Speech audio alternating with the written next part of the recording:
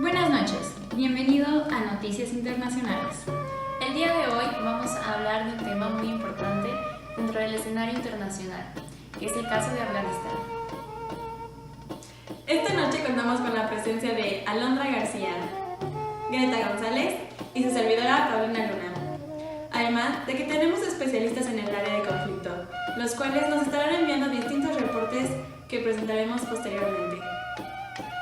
En primer momento iremos con nuestra especialista en historia, Diana Callejas, que nos presentará el antecedente y los contextos del conflicto en Afganistán. Muchas gracias, compañeras. Entonces, reportando desde Afganistán, les quiero decir que la herencia histórica de Afganistán es de naturaleza conflictiva. Esto no significa que sus habitantes o los habitantes que han pasado por su territorio sean de carácter violento, o más violento que en otros lugares. Su situación geográfica en el centro del corazón continental, paso obligado de las rutas comerciales hacia Asia, y el interés de las potencias del momento de ser un espacio controlado han provocado que en los últimos siglos se haya convertido en un permanente campo de batalla o en una pieza fácil en la clave del tablero de la geopolítica. Los talibanes, grupo integrado por estudiantes al sur del país, más concretamente de las provincias de Helmand o Kashgar y de la etnia Pashtun, surgieron con fuerza en agosto de 1994, aprovechando la caótica situación política generada por la salida de las tropas soviéticas, las luchas entre diversas facciones, por los señores de la guerra, los mujahidines. Durante los meses siguientes, los talibán avanzaron en dirección a la capital, tomando las ciudades de Kashgar y Ghazni, alcanzando los alrededores de Kabul. Rechazados por las fuerzas gubernamentales, los talibanes optaron por avanzar hacia el oeste y al este con el fin de cercar la capital. El movimiento talibán había impuesto una forma extrema de control social en nombre de la religión de Afganistán. Conocidos por clérigos musulmanes, los talibán intentaron crear su propia versión de la sociedad islámica moldeada a medida de las enseñanzas del Corán. La diplomacia moderna giraba alrededor de un grupo de estudiantes que, bajo la idea de obtener la legitimidad de la población, empezaba a dominar la vida política del país a lo largo del conflicto y a la medida que se extienden los combates de las zonas no pashtunes. Las prácticas de los beligerantes se transformaban en violencia masiva contra grupos enteros de poblaciones estigmatizados por las etnias y las religiones. A consecuencia de estos, hubo distintos atentados. Los más sonados fueron los atentados contra embajadas de Estados Unidos en Nairobi, Kenia, y en Dar es Salaam, Tanzania, en los que fallecieron cerca de 300 personas, en los cuales parecía estar implicado el saudita Osama Bin Laden, fundador del líder y la red terrorista Al-Qaeda, en agosto de ese mismo año. Tuvo lugar un bombardeo estadounidense dirigido hacia las instalaciones afganas, acusadas de ocultar en su territorio a Bin Laden. La operación militar fue unilateral, sin el apoyo de ningún aliado.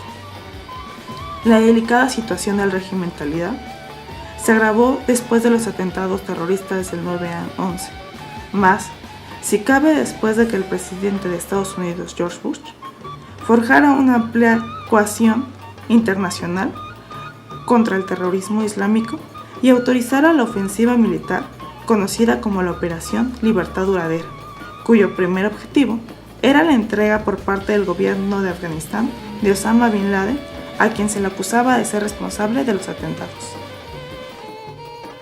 Muchas gracias, Diana. Ahora, Greta, ¿nos puedes contar de los objetivos de los talibanes? Claro que sí, miren, es bien interesante porque los objetivos de los talibanes, que es el grupo pues, más radical y que tiene más influencia aquí en el territorio de Afganistán, es imponer su interpretación de la ley islámica en Afganistán y eliminar la influencia extranjera en el país, ¿no? También algunos de sus principios básicos es la interpretación estricta de cómo debería ser un musulmán y el fundamentalismo islámico. Los objetivos van desde periodistas nacionales e internacionales hasta el centro de Kabul, pues para infundir miedo, ¿no? Son los ataques, son los pues principales, ¿no? Objetivos como ataques de estos grupos terroristas. Así bien, los actores involucrados principalmente son células terroristas. más de 50.000 radicales de 21 grupos terroristas que operan ahora en Afganistán, según el viceministro de Defensa. El movimiento islámico talibán son la organización más numerosa en Afganistán, los cuales tienen una influencia del 4% del territorio. A lo largo de la historia, en Afganistán ha habido numerosos actores relacionados, como Estados Unidos y la Unión Soviética, durante el periodo de la Guerra Fría. Estados Unidos ha estado presente con la Operación Libertad Duradera, que significó la entrada de este país y sus aliados contra los talibanes.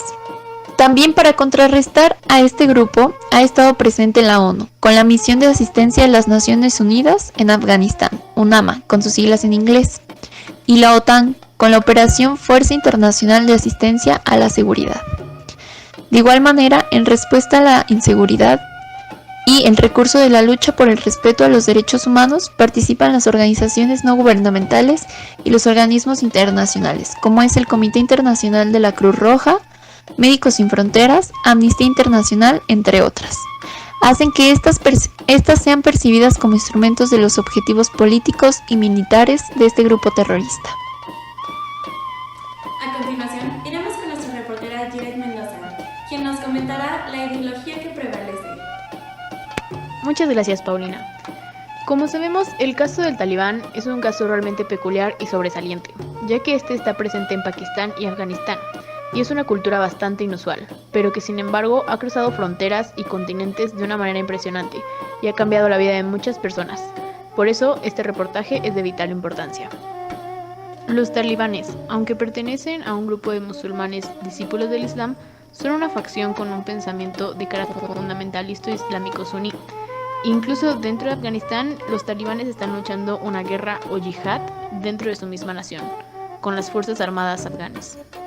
Para el talibán, el Islam es su ley, y sus creencias están basadas en una versión estricta y literal de la interpretación de la Sharia. Uno de los principales intereses de este grupo es crear ambientes seguros y lugares en los cuales la castidad y la dignidad de las mujeres fueran sacrosantas, aunque esto se lleve a un extremo dentro de su interpretación. La ideología talibán principalmente impone restricciones de las mujeres, ya que las obliga a usar burka en público. No tienen permitido trabajar ni estudiar después de haber cumplido los 8 años y solo se les permite tener educación básica. Y además está prohibido que una mujer sea tratada por un médico varón o que viaje a cualquier lugar dentro del país sin la compañía de otro hombre que sirva como su tutor. Y en caso de que violen alguna ley, están en peligro de ser flageladas públicamente o en algunos casos hasta ejecutadas. Dentro de su ideología también es bien visto celebrar bodas con niñas menores a los 16 años. Y esto es debido a que en la mayor parte de los casos los talibanes se casan a la fuerza, es decir que sus bodas son arregladas. En caso de que las normas antes mencionadas no sean cumplidas, las mujeres se les puede azotar públicamente si no llevan la vestimenta hasta los pies, o incluso si se les acusa de haber tenido relaciones sexuales antes del matrimonio, pueden ser lapidadas hasta la muerte. Estas son las principales características de la ideología talibán. Regresamos con ustedes al estudio. Muchas gracias, Jiret. Ahora, en vía telefónica, tenemos en vivo desde Afganistán a nuestra compañera Diana Róbalo, que nos mencionará los métodos que utilizan los actores terroristas. Gracias, compañeras. Desde Afganistán les venimos a reportar que la violencia aunada a la guerra hizo que el terrorismo desde sus inicios hiciera uso de métodos sumamente peligrosos para la sociedad. Desde armas ligeras, granadas propulsadas por cohetes, rifles de asalto y morteros, hasta denotaciones de artefactos explosivos, con tácticas de huir y atacar. Estas siempre abrían fuego, así como inconcebibles torturas y abusos contra los derechos humanos. La técnica preferida de los talibanes es la emboscada, por la facilidad que tienen de esconderse y sorprender al supuesto enemigo. Esto sucede desde la guerra civil, pero actualmente utilizan rifles de francotirador y ametralladoras pesadas. Sin embargo, sus estrategias se vuelven cada vez más brutales y sofisticadas. Por otro lado, las tácticas de combate se van adaptando, y eso hace que sean más peligrosos y siempre con un objetivo: las instalaciones militares y policiales. Es un punto clave para los talibanes. Sin embargo, se han hecho cada vez más mortales, porque actualmente apuntan contra objetivos civiles en centros urbanos, lo que hace a la población mucho más vulnerable. Las bombas caseras se han convertido también en una de las principales armas de los talibanes, y sus ataques son diseñados para paralizar precisamente a las instituciones locales e intimidar a los pobladores. Ellos mismos diseñan sus operaciones y además manejan una habilidad impresionante al estudiar a sus oponentes. Incluso se dice que tienen acceso a manuales de la era soviética y a material estadounidense, por supuesto, lo que es realmente preocupante, porque además cuentan con una red local de informante permanente para vigilar a los movimientos de las tropas extranjeras, lo que los hace situarse en un escenario muy sólido hasta la actualidad. Hasta aquí mi reporte. Gracias, estudio. Muchas gracias, Diana.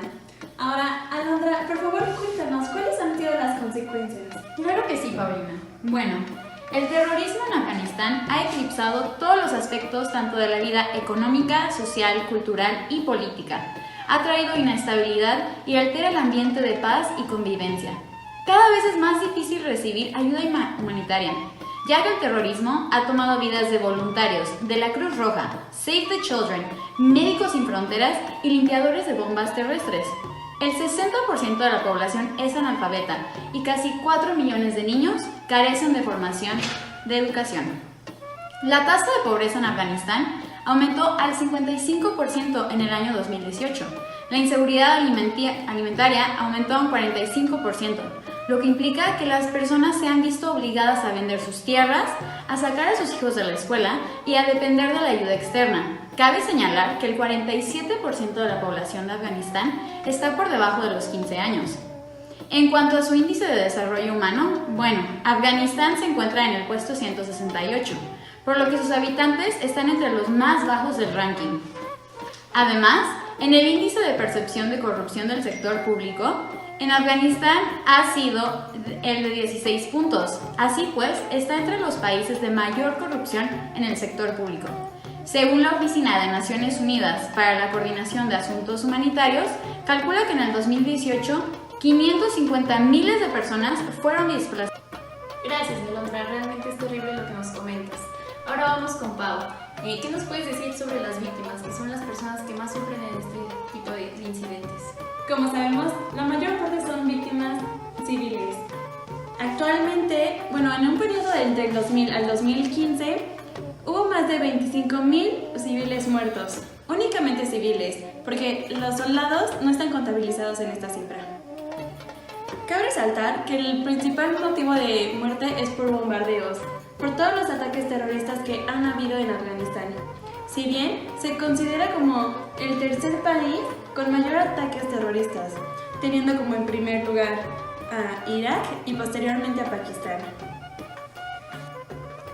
Si bien en el 2018 se han contabilizado una cifra de 20,000 muertos, tanto civiles como soldados. Esto ha superado las cifras de Siria, siendo actualmente Afganistán el país más bélico de Medio Oriente. A continuación, se presenta el mapa de Afganistán, donde mostramos las zonas en conflicto. Podemos ver cómo las zonas afectadas, las cuales se encuentran bajo el control enemigo, son áreas que colindan con Pakistán, siendo el sur del país. Al contrario en el norte del país, podemos ver cómo son áreas con bajo riesgo, las cuales son territorios, podemos decir, más seguros. En esta imagen se muestra cómo fue avanzando el conflicto. Si bien las tropas americanas llegaron en el 2001, aterrizando en Mazar-e-Sharif, siendo Mazar-e-Sharif un punto estratégico para el inicio de la guerra, ya que los terroristas se encontraban principalmente en este territorio, el cual es la tercera provincia más grande en Afganistán. Como se mencionó al principio, las zonas del sur son las más afectadas. Por esto mismo, las tropas fueron descendiendo, llegando primero a Kandahar, cruzando después a Helmand, donde actualmente es la ciudad más afectada por el conflicto. Esperen, nos están informando de último momento que hemos recibido una llamada de nuestra compañera Carolina Carbajo, que en este momento se encuentra en Kabul para informarnos sobre la situación actual de Afganistán. Vamos contigo, Caro.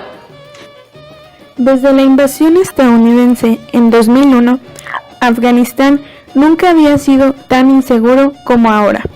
El Talibán controla más territorio que en ningún momento desde la caída de su régimen hace 17 años. Los ataques son más grandes, más frecuentes y mucho más mortales.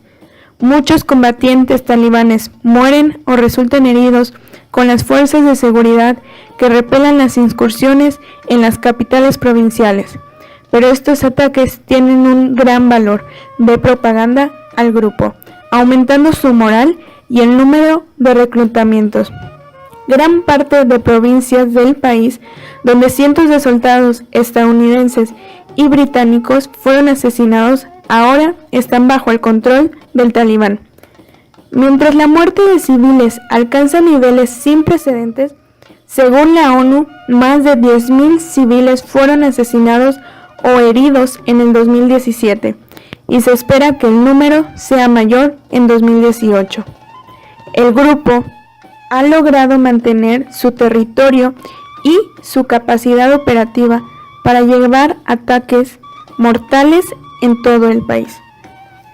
Las fuerzas afganas han estado luchando duramente para frenar la expansión de los talibanes, pero su número de víctimas sigue siendo alarmantemente alto y parece estar aumentando.